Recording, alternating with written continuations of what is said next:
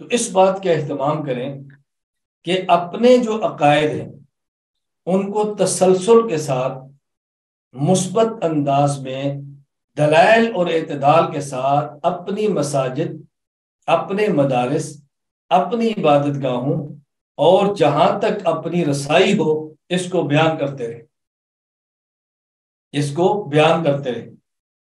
ہمارے یہاں عموماً غلط فہمی کیا ہوتی ہے، ہم ختم نبوت کا مسئلہ وہاں بیان کریں گے جہاں قادیانیت پر پرزے نکالے گی، صحابہ کرام رضی اللہ عنہم مجمعین اہل بیت کا تذکرہ وہاں شروع کریں گے جہاں رافضیت پر پرزے نکالے گی، عصمت انبیاء کی بات وہاں چھیڑیں گے جہاں مودودیت ہوگی، ہم اجتہاد تخلیق کی بات تب کریں گے جب غیر مقلد فضا کو خراب کریں گے، عقیدہ حیات النبی صلی اللہ علیہ وسلم کا تذکرہ تب کریں گے جب مماتیت کی بو شروع ہو جائے گی۔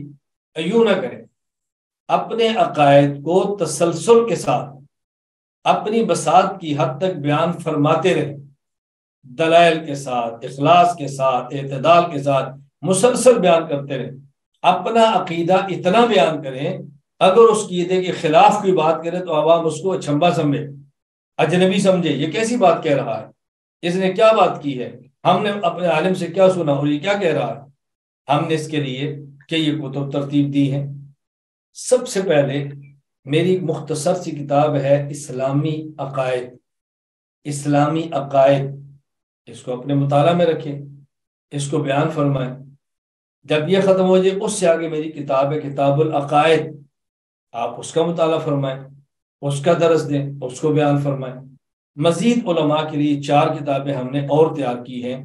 العقیدۃ الحسنہ حضرت شاہ ولی اللہ رحمہ اللہ کی، اس کی شرح کر دی ہے، ترجمہ کر دی ہے۔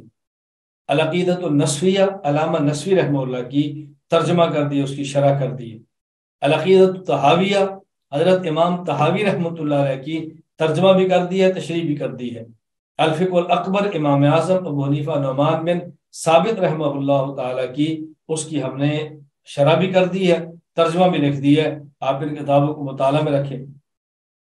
تو سد باب فتنوں کا کیا ہے کہ اپنے عقائد، دلائل، اعتدال، اخلاص کے ساتھ مثبت انداز میں مسلسل بیان فرمائیں، انتظار نہ کریں کسی کا، خود بخود اپنے عقائد کو اپنی مساجد میں بیان کریں، عید پر بیان کریں، جمعہ میں بیان کریں، جینے پر بیان کریں، مرنے پر بیان کریں، خوشی پر بیان کریں، غمی پر بیان کریں۔